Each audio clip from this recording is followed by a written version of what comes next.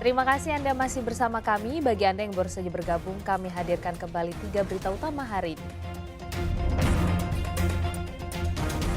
Seorang pengunjung tewas tertimpa beton huruf T di Anjungan Pantai Losari, Kota Makassar. Tergiur arisan dengan keuntungan berlipat, puluhan korban arisan investasi bodong di Kota Makassar mendatangi kantor polisi.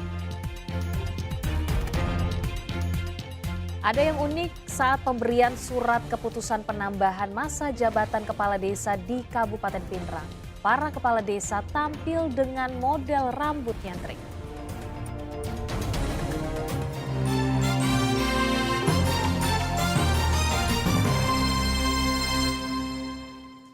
Polda Sulawesi Selatan menggelar bakti sosial dalam rangka Hari Bayangkara ke-78 tahun. Dalam kegiatan ini, Kapolda Sulawesi Selatan meresmikan pembangunan sumber air bersih dan memberikan 10 paket umroh bagi warga yang selama ini mengabdi sebagai penggali kubur serta pemandi jenazah.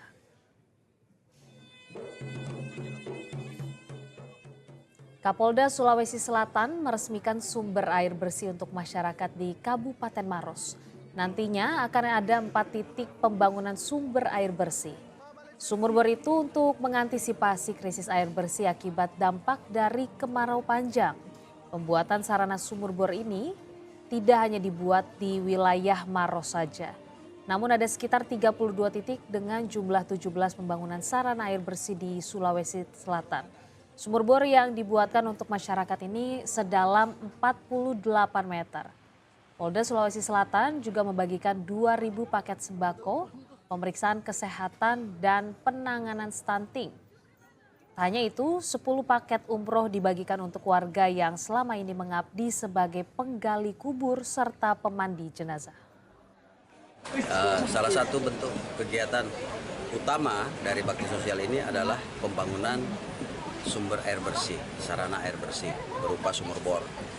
Alhamdulillah secara simbolik juga saya meresmikan seluruh sumur bor yang sudah terbangun di 17 kabupaten kota se-Sulawesi Selatan. Total ada 32 titik. Mudah-mudahan saya menitip kepada masyarakat yang menerima manfaat supaya ini bisa dijaga sehingga manfaatnya bisa berkepanjangan. Dalam kegiatan ini juga memang sambil di sela-sela kegiatan bakti sosial, kita juga melakukan pemberian atau pengundian door prize, diantaranya adalah umroh. Nah, umrohnya tadi sendiri itu total sebenarnya ada 10. Jadi 10 untuk masyarakat umum, 10 lagi 5 untuk masyarakat umum, dan 5 untuk masyarakat yang berprofesi sebagai penggali kubur dan pemandi jenazah.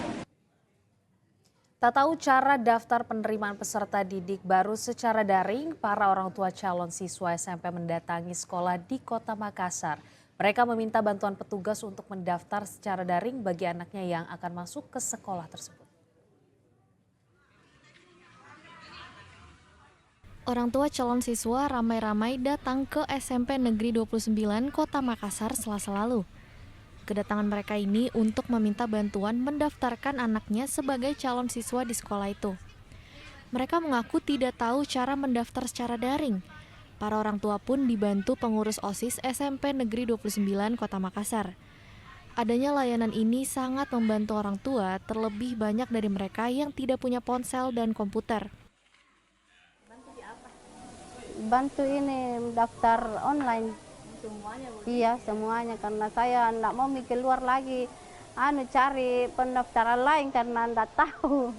Ternyata di sini bagus Ji, karena bisa dibantu.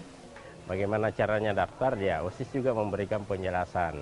Ya, saya kira seperti itu. Ini memang setiap tahun dilakukan OSIS atau baru tahun ini? Baru tahun ini mereka inisiatif untuk membantu, karena mereka juga yang datang adalah orang tuanya atau adiknya. Jadi kemungkinan mereka tidak dapat akses internet di luar atau lewat HP.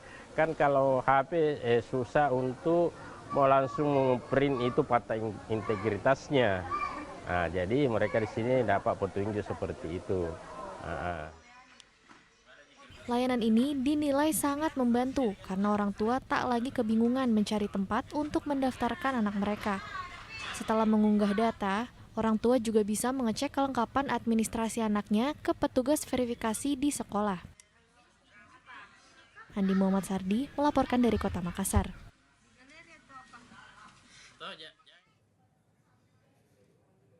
Pemilihan kepala daerah semakin dekat. Komisi Pemilihan Umum Kabupaten Bulukumba melantik ribuan petugas pemutakhiran data pemilih atau Pantarlih. Namun di tengah pengarahan ribuan petugas ini kena semprot karena bercanda saat apel. Teman-teman, kalau begini, saya minta keseriusan tak bekerja. Ketua Komisi Pemilihan Umum KPU Kabupaten Bulukumba terlihat kesal saat memberikan pengarahan terkait coklit dalam mendata para pemilih. Ribuan petugas pemutakhiran data pemilih atau Pantarlih malah bercanda saat apel digelar di lapangan Pemuda Selasa lalu. Pelantikan Pantarlih ini pun sempat tertunda beberapa menit sebelum akhirnya dilanjutkan kembali. Setelah calon Pantarlih ini mendengarkan pengarahan KPU Bulukumba. Kekesalan itu dipicu di tengah proses pelantikan 1.309 petugas pemutakhiran data pemilih terlihat mengabaikan pengarahan. Petugas Pantarlih sulit diatur, bahkan kerap kali berteriak di tengah pengarahan berlangsung. Apel siaga untuk Pantarlih petugas pemutakhiran data pemilih sebanyak 1.309 orang yang akan bekerja selama 1 bulan lamanya, terhitung mulai dari hari ini sampai dengan tanggal 24 Juli 2024. Nanti ini dia akan melakukan pemutakhiran data pemilih dengan cara melakukan pencocokan dan penelitian, menemui masyarakat yang telah memenuhi syarat yang telah masuk dalam daftar pemilih. Padahal tugas mereka sangat penting, berada di garda terdepan sebelum melalui tahapan pemilihan kepala daerah pada September 2024 mendatang. Andi Muhammad Sardi melaporkan dari Kabupaten Bulukumba. Sejumlah kepala desa di Kabupaten Pinerang menerima surat keputusan penambahan masa jabatan kepala desa. Uniknya, para kepala desa tampil dengan model rambut nyentrik. Sejumlah kepala desa tampil dengan model rambut nyentrik saat menerima surat keputusan SK penambahan masa jabatan kepala desa dan Badan Permusyawaratan Desa. Kegiatan ini berlangsung di Aula Kantor Bupati Pinerang Selasa lalu. Ada yang menggunakan model rambut ala mantan pemain Brazil, Ronaldo, hingga berambut gondrong.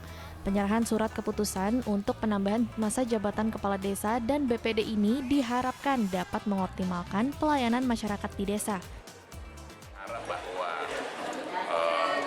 kepala desa itu harus betul-betul dijamin netralitasnya terhadap pelaksanaan pemilu kada di tahun 2024. Bagaimana dia bisa mobilisasi orang-orang yang punya hak suara untuk datang mencoblos di masing-masing TPS-nya pada pemilihan pemilu kada tahun 2024. Ini berapa tahun sih tambahan anunya? Dari 6 tahun menjadi 8 tahun. 8 tahun pun. Ya, jadi cukup panjang waktunya dan menurut saya luar biasa.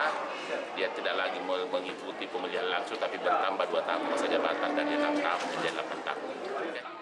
Dengan penambahan masa jabatan yang diberikan, maka pemerintah desa akan meninjau kembali rencana pembangunan jangka menengah desa yang sebelumnya diprogramkan 6 tahun.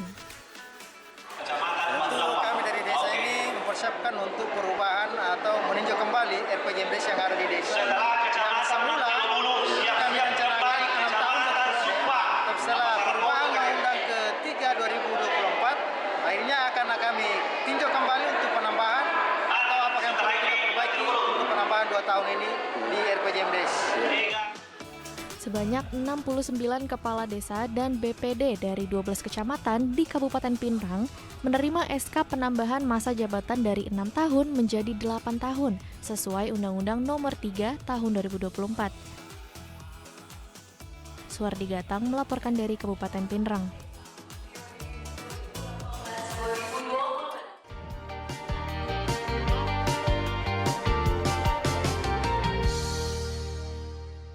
Informasi tadi mengakhiri jumpa kita. Atas nama rekan yang bertugas, saya Priscilia Claudia mengucapkan terima kasih atas kebersamaan Anda. Selamat beraktivitas dan sampai jumpa.